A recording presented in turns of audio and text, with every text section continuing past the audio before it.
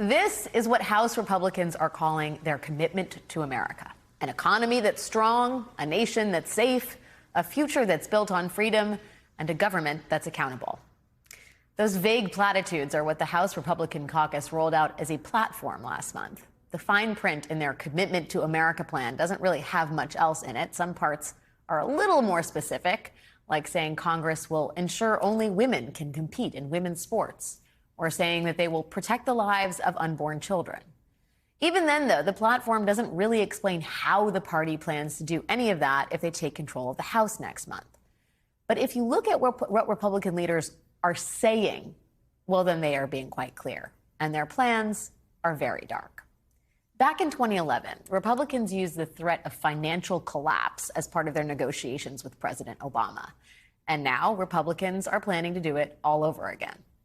Today, in an interview with Punchbowl News, Republican House Leader Kevin McCarthy said that if Republicans retake control of the House, he is planning to hold the U.S. debt limit hostage to force Democrats to sign off on conservative policy changes. Quote, "We'll provide you more money, but you've got to change your current behavior."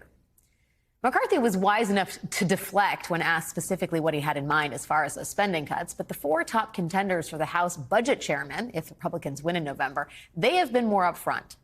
All four of them told Bloomberg last week that they plan to use this debt crisis hostage technique to get things like Social Security and Medicare eligibility changes and work requirements for safety nets like the SNAP food program.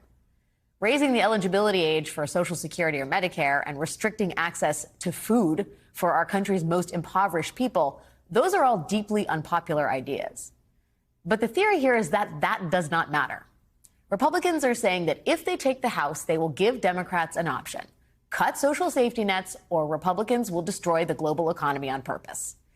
It is totally bonkers, but it's real, and the Republicans are not hiding it. They are saying out loud exactly what they are planning to do if they take power, and everyone should start listening. In the same interview today, McCarthy foreshadowed that Ukrainian military aid might also be at stake if Republicans take the House.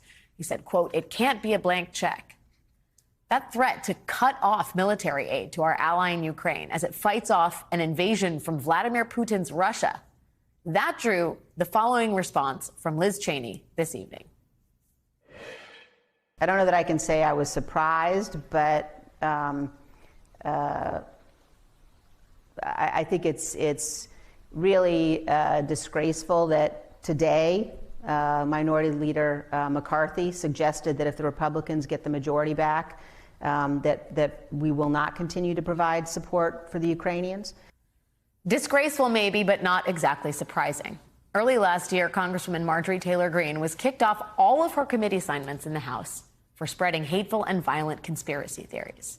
McCarthy has pledged not just to give Marjorie Taylor Greene back her assignments if he takes power, but potentially to give her better committee assignments. After the FBI raided former President Trump's Mar-a-Lago home in August, McCarthy tweeted that Attorney General Merrick Garland should preserve his documents and clear his calendar. McCarthy vowed to investigate the Justice Department.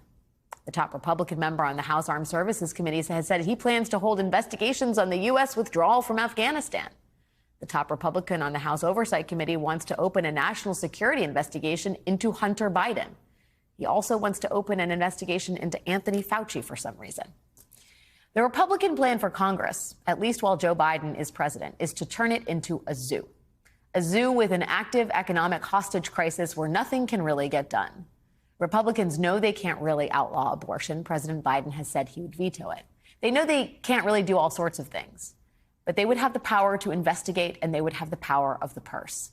And the plan seems to be to use both of those to sow chaos.